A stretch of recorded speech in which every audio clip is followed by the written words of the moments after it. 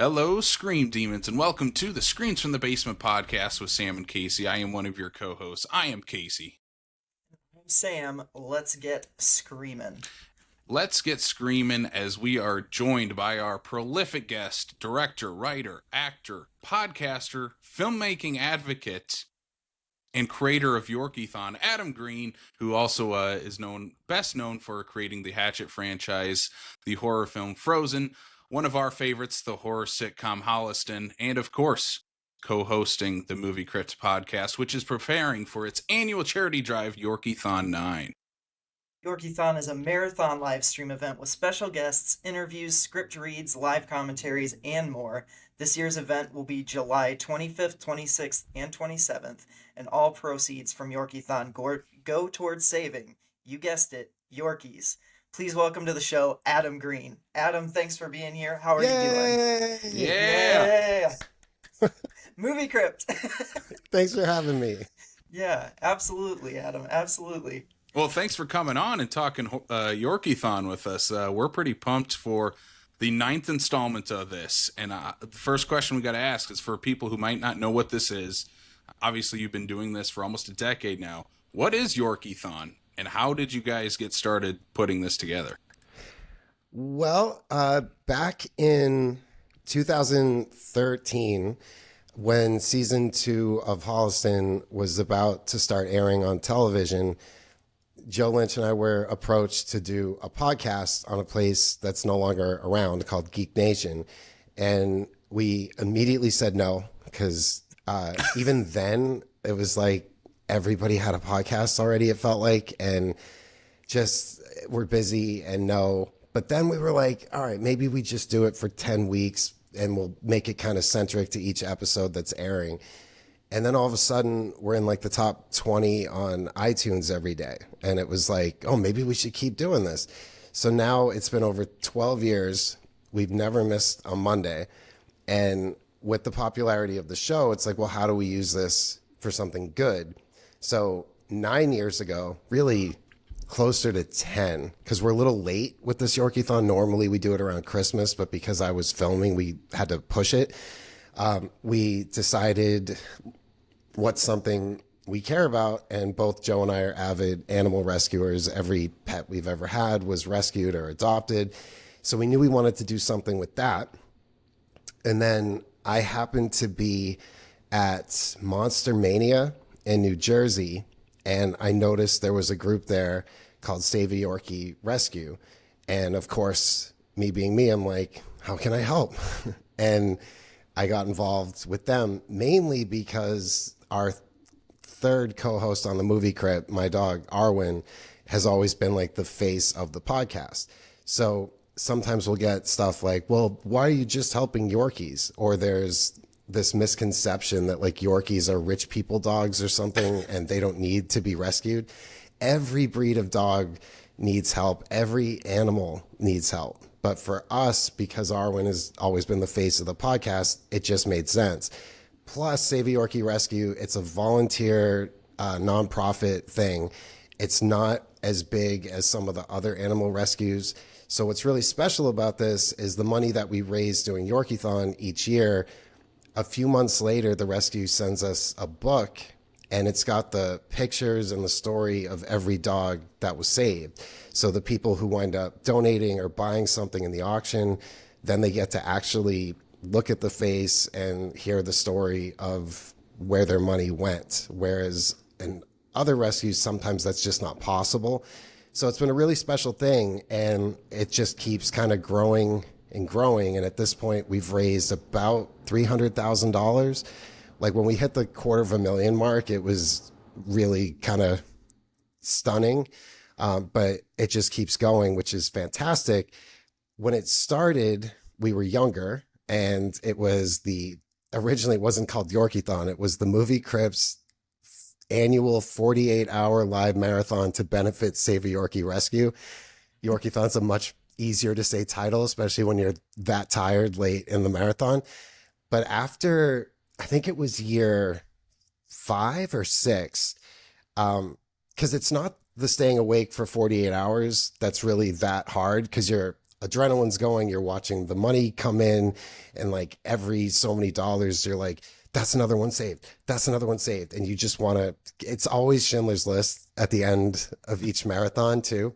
Like we finish, and instead of being like last year, like we raised like almost 37 or $38,000. It's, man, this ring, I could have saved one more.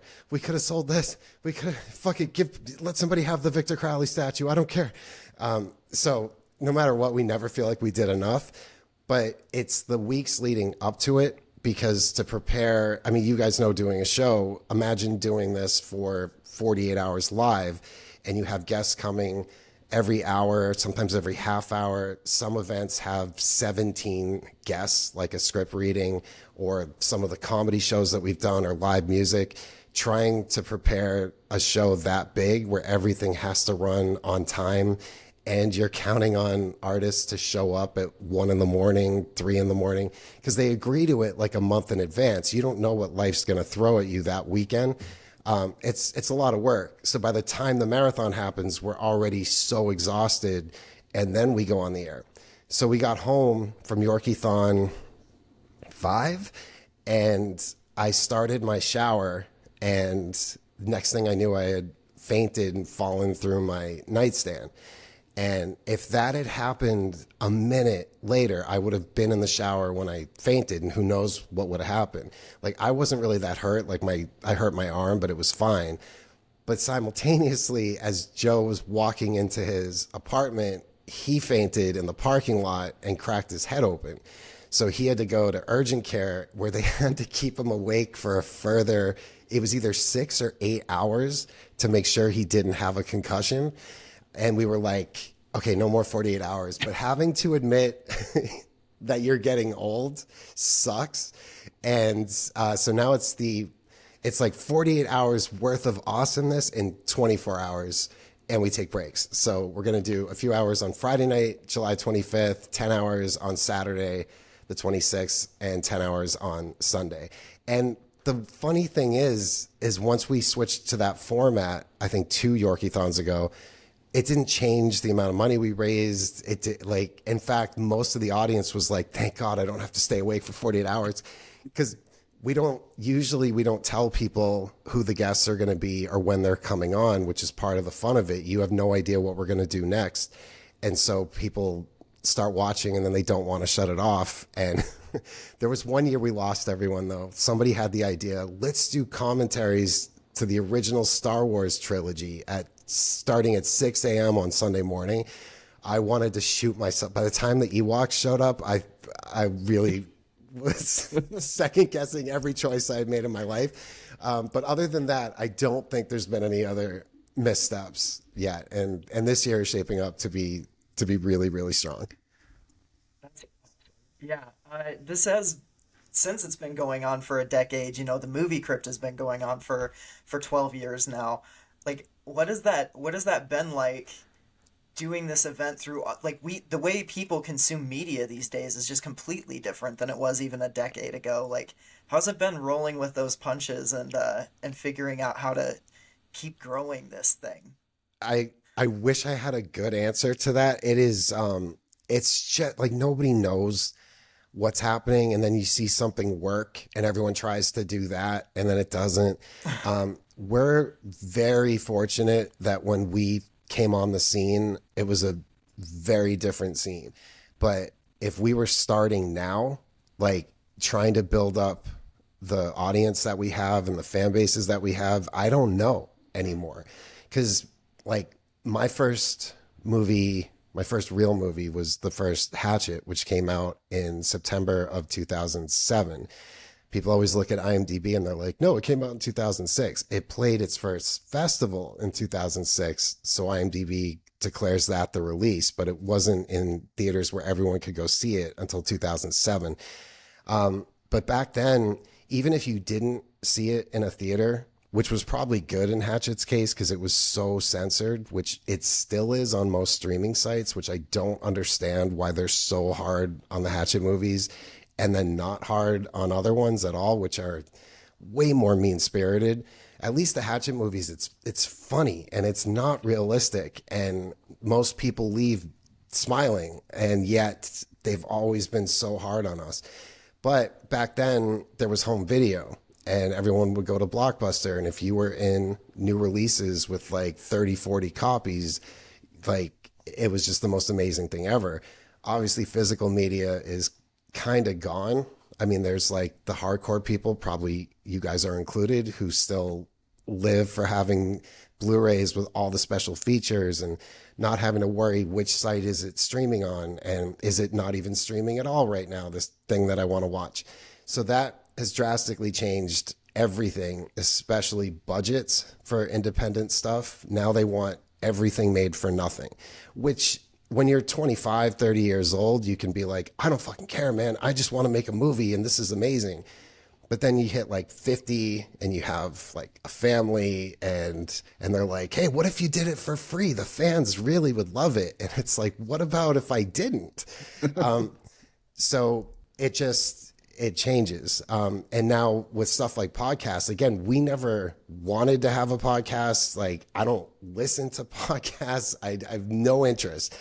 But because we're filmmakers, the people that we're able to get to come on our show and just speak so honestly because they're speaking to other filmmakers, I think it's benefited a lot of people, especially us, because every week in this business, you're like, I can't do it anymore. I could have been a dentist. I could just work at Target and it would be so much easier. And then somebody comes on who you have such respect for and what they've accomplished. And then you hear what they're going through and what they've been through. And you're like, fuck, I can do one more week. I can hang in there for one more week. And that's always been the motto of the show, which is never give up. But because Joe and I are masochists, if we're going to do a podcast, it's going to be released every Monday at 12:01 a.m. Even when we're both in production, we're never going to miss an episode, and we never have. Even when it's like Christmas Day on a Monday, we still have a new episode. So I don't advise that for anyone who's starting a podcast. I'm like, look, consistency is everything. If you want an audience, you can't just randomly drop episodes here or there, but like make it realistic and, release once every 2 weeks maybe or something like that. And the audience will be like, all right, we get it, but you can't be releasing every week and then suddenly skip a few because people are like, what happened? So, yeah, I think that answers the question. I told you guys before we started, I'm like, you could ask me what time it is, you're going to get a 45-minute answer. So that's another reason we have a podcast, because we don't shut the fuck up. So, sorry. Well, that's what podcasts are for. Yeah, True. exactly. Yeah. True. So with Yorkiethon, you mentioned that you guys went away from the 48 hours in a row doing it. Now it's spread out over the weekend. Do you have a favorite story from that 48-hour period where it's like 3 a.m., you're delirious, day 2, what are we even doing? Maybe existential crisis starts to come in at that time. Like, what's the craziest, like, overnight, late into the marathon story that you have? Oh my God. There's so many moments. And the funny thing is, we don't usually remember them till months later. And there's been, like, early on, the technology just was, I mean, our very first Yorkiethon, it was audio only. And you had to know like where to click to see it. I think we only raised, it was like, I don't remember how much we raised that first one, but it was nothing like what we do now. And so like the stream suddenly going down, and then everything you have to do to get it going again. Like, thankfully, knock on wood, we haven't had a situation where like all power was lost in Los Angeles and like there was no way to keep going. That has never happened. But there's been times where like you get the giggles because you've been awake for so long. Usually it's me, and I'm laughing till I can't breathe over the dumbest thing. And then the audience obviously loves that.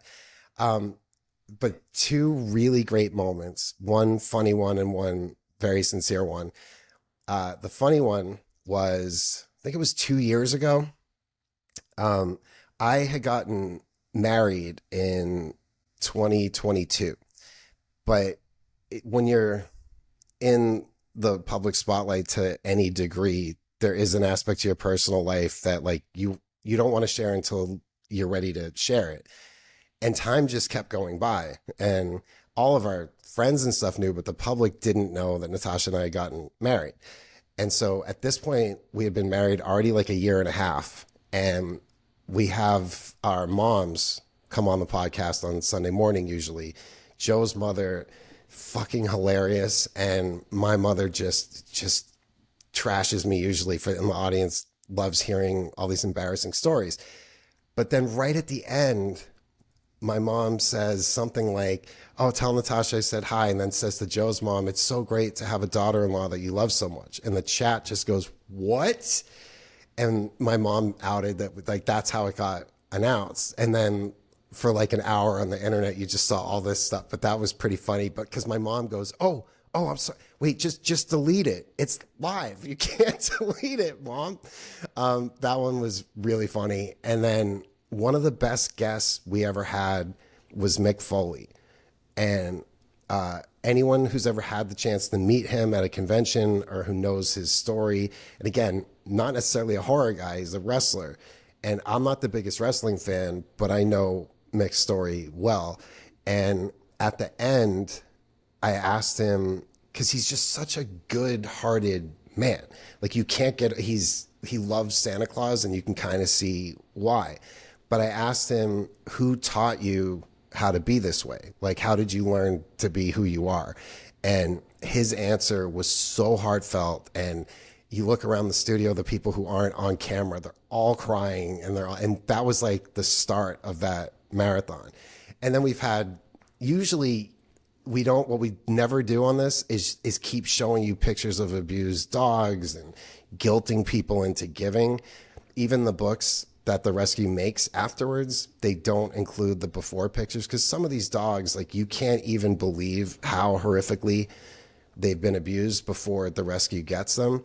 And like, speaking of horror, what kind of monster somebody has to be to beat up on a 6-pound little dog? Like, what the fuck is wrong with you? The first year there was one that had been held against a wood burning stove because she kept barking or something. She was 6 months old, like whole face melted, like terrible. So we've asked them, because we can't handle it, don't show us that. Like, you can say it in the story, the dog was abused, but just like, we can't look at it. But at the end of each marathon, we try to like bring it home. Like, this is what we're doing. Like, we've had fun. There's been nonstop dick jokes and gore and all kinds of gross stuff and funny stuff. And, but remember, this is where your money's going, and this is what it's for. And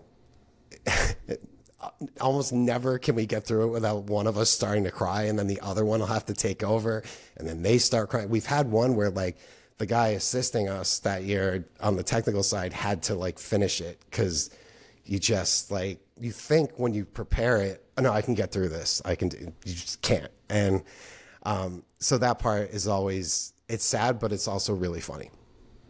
You've been really candid over the years on the Movie Crypt, and especially through like your interviews.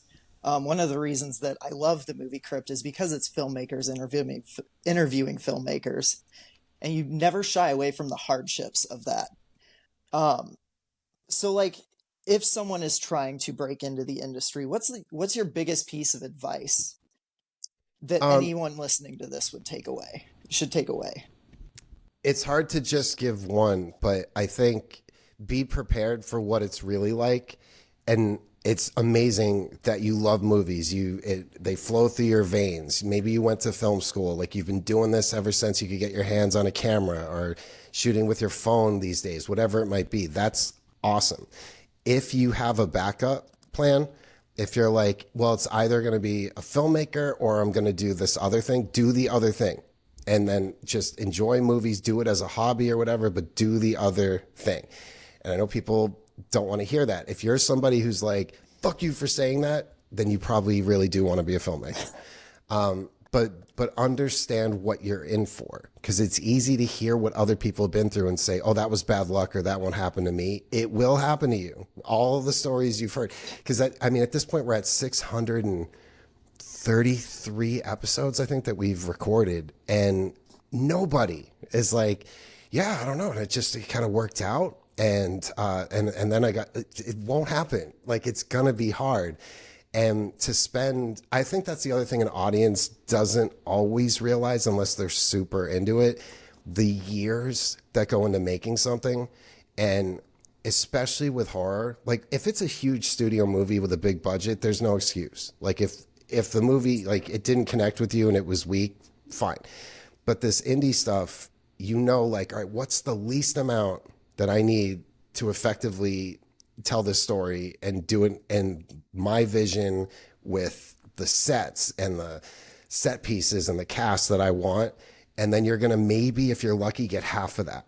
So you'll plan your shoot and be like, this is a really modest shoot. We could do this in 20 days or less. Okay, do it in 10.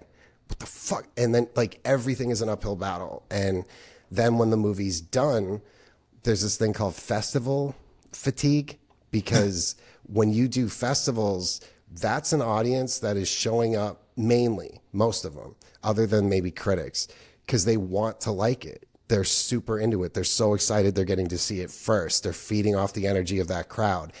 And you're winning awards and the reviews are amazing. And then it gets released to the public and you need to listen to the stories of what people go through because you've got to be ready for it. I find it hilarious, but I have a different way of looking at all this, but you watch people just get crushed because you got to remember, especially back in the day, whatever newspaper, whether it's a big circulated newspaper or a smaller one, somebody was assigned to go see whatever, Night of the Meat Hook 2. They didn't see Night of the Meat Hook 1. They don't like horror movies. And now they're going to show up to a screening with 3 other people in it in a small screening room at like 10 a.m. on a Tuesday morning and review it. You're not getting a good review. But that's not who you made it for. Like if the second you're writing a script and you write exterior Honey Island Swamp Night, right there, you're getting bad reviews. So don't worry about it. And look, like movies like the original Halloween, terrible review. I think there was 1 positive review in the country. Now it's considered one of AFI's like top 100 most important movies ever made. You can't worry about that. And I think that's the beauty of this genre is it's a long game. And movies will come, like Evil Dead, the first one, that was now it's like the holy grail to all of us. Like Evil Dead's the greatest thing ever made. It wasn't when it came out. So if you're lucky, your movie will continue to resonate and connect with people. And the great thing about horror is there's a new horror fan born every second. And whatever that gateway movie was that made them start to be interested, then they're going to want to see all of it. Like if you like Hatchet or Terrifier and you're 14, 12 years old or whatever, which you probably shouldn't be watching either of them, but still, we all saw it too young. But there's no way you're not going back and watching Nightmare on Elm Street and Halloween and Friday the 13th and Texas Chainsaw. Like you got to see all of it. So yeah, there's that. But if you're going to do this, just have a really thick skin, always be prepared for, we just got the official poster for this year. Nice. I'll wait to look at. I do have something cool I can announce here that it's going to get announced first. But just have a thick skin, listen to everybody else's stories, and know that there is no direct path. It's not your typical industry where there's like a ladder you can just climb. Sometimes it happens for people. They'll make a short film and it happens to play the right festival at the right time that some producer is trying to find somebody to do this. Because you see it every now and then. Somebody does one movie and then all of a sudden they're doing this huge studio movie where you're like, how did that happen? Then there's other filmmakers who have been at it for like 20 years, had all the success, aren't even considered. So you just have to keep doing your thing and write. Because if you want to direct, trying to wait for that perfect script to come could be your whole lifetime. So generate the material of the movies you want to see. And that's probably the best advice I can get. But really just a helmet, shoulder pads, a therapist, and stay away from alcohol and drugs, because that kills people faster than anything in this business. Yep. Yeah. Agreed there for sure. You get why people turn to it though, because the highs are so high. Like your movie premieres at Sundance and people are fainting and screaming and the applause, and you're like, oh my, this is why I did it. And it worked. They're feeling it. And then the next day, that other thing you're doing completely falls apart. The investors were lying. They were ripping each other off. The money's gone. It's got, now it's like tied up in legal battles, or your movie never comes out, or it gets ripped to shreds by some asshole on some website or whatever that like never made anything. Like it's just this and this and this. So you can sort of understand why people self-medicate to try to level it out. But you got to just stay away from it. There's no stories that end well with that. Like, think about all the fun stories you've ever heard about heroin. None. Like, no one's like, right. It all worked out great.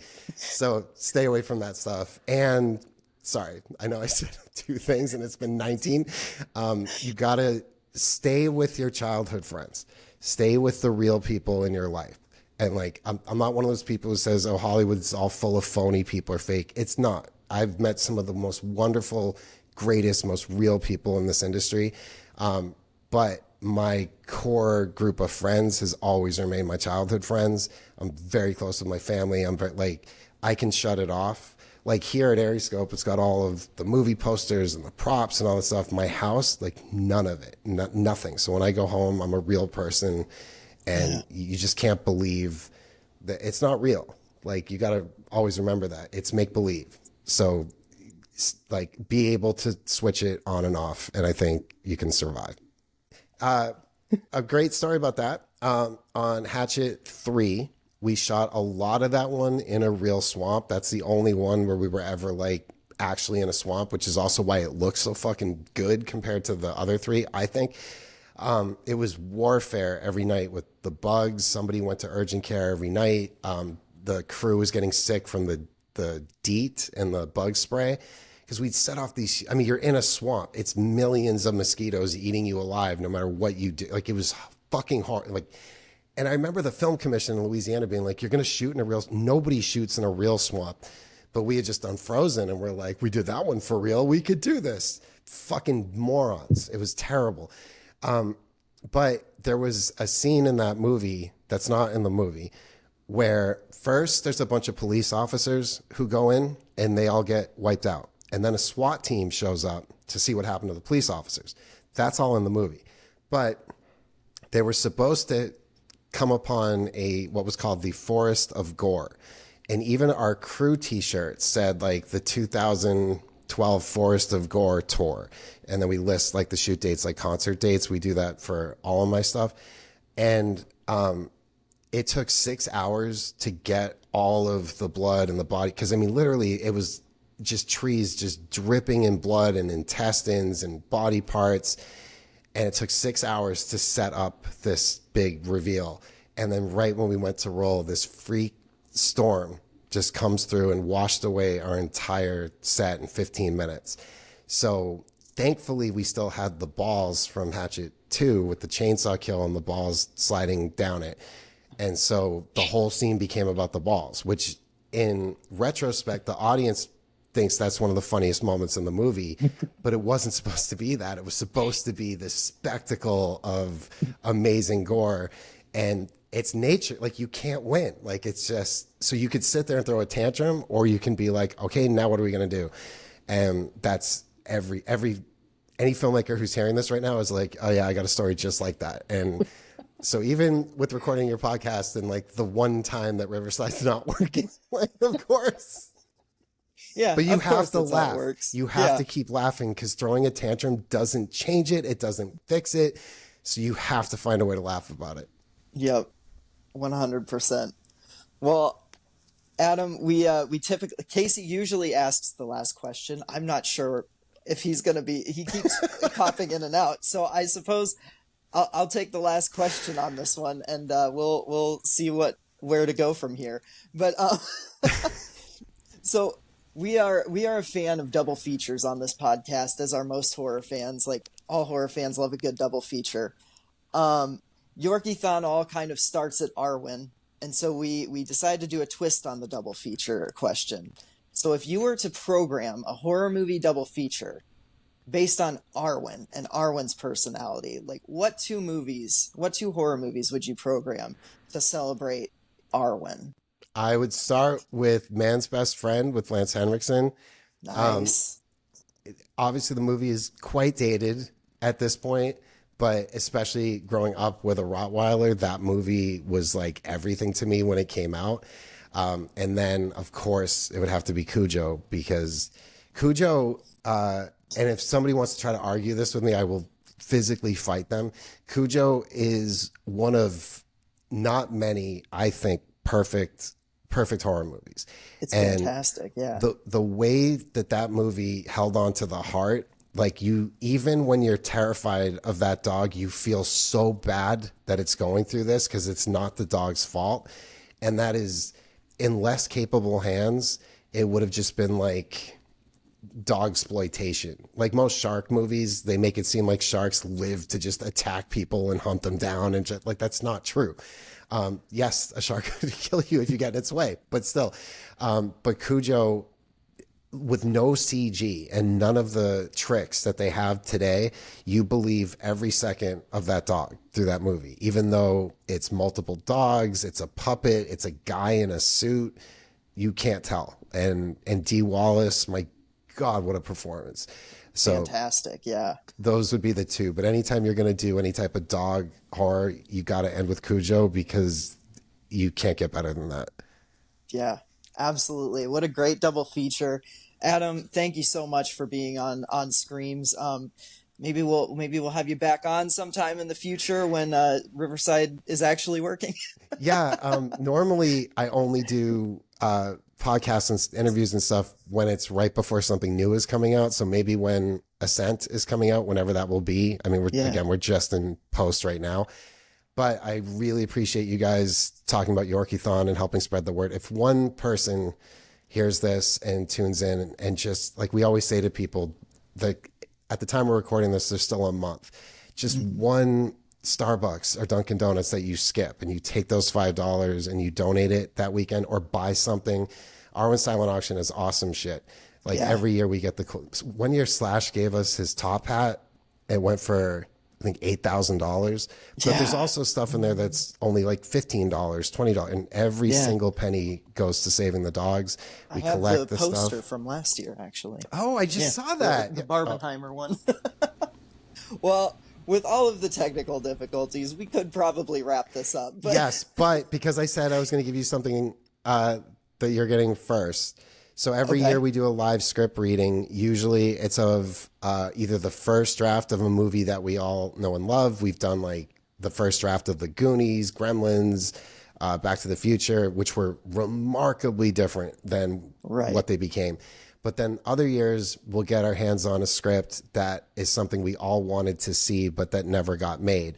For instance, last year we did David Scow's Freddy vs. Jason, which is completely different from the one that got made. And this year, we're not gonna be announcing this for another few days, but this year we're doing Marcus Dunstan and Patrick Melton's Halloween Returns from 2015.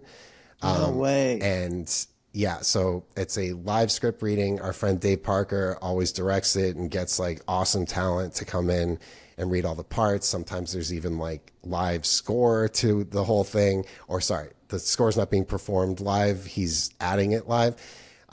But for people to get to hear the Halloween movie that was supposed to happen before the three most recent ones that happened is really going to be a trip. And even Cochran is in this one. What? Yes. And the way that at the time, because it was about to shoot, they were going to cast Ray Wise as Cochran because they had just seen Digging Up the Marrow. And anyway, so we're going to do a live script reading of that. That's usually Saturday evening. And then Marcus and Patrick will be on right after it to talk about their experience going through that whole situation. So it's going to be awesome. So our poster is going to be revealed in probably a matter of hours at this point, but the poster is like a Michael Myers version of the Yorkiethon poster. So it's going to be really cool. Amazing. Well, thank you for joining us and talking Yorkiethon, Adam. I speak for both Casey and I when I say we cannot wait to tune into this year's festivities. And Casey messaged me to apologize that he is unable to finish this interview. It's not letting him back in. I've been there, but For Yorkiethon, you can watch it free on aeriescope.com, my website. It might also be simulcast to YouTube. However, the problem with YouTube is we have musicians on and stuff. The second something happens like that, the YouTube kills the stream. So the best place to watch it is on aeriescope.com. It's free. You'll see it right there, Yorkiethon. You just click on it and you're in and you're watching it. And then there's links underneath where you can either just make a donation to Save Yorkie Rescue if you like what we're doing, or Arwen's silent auction, which is awesome this year. There's so much great stuff for people to buy and bid on. Awesome. Well, thank you, Adam. We encourage anybody to check out Yorkiethon on aeriescope.com, July 25th, 26th, and 27th. Thank you for joining Screams from the Basement. Thanks for having me.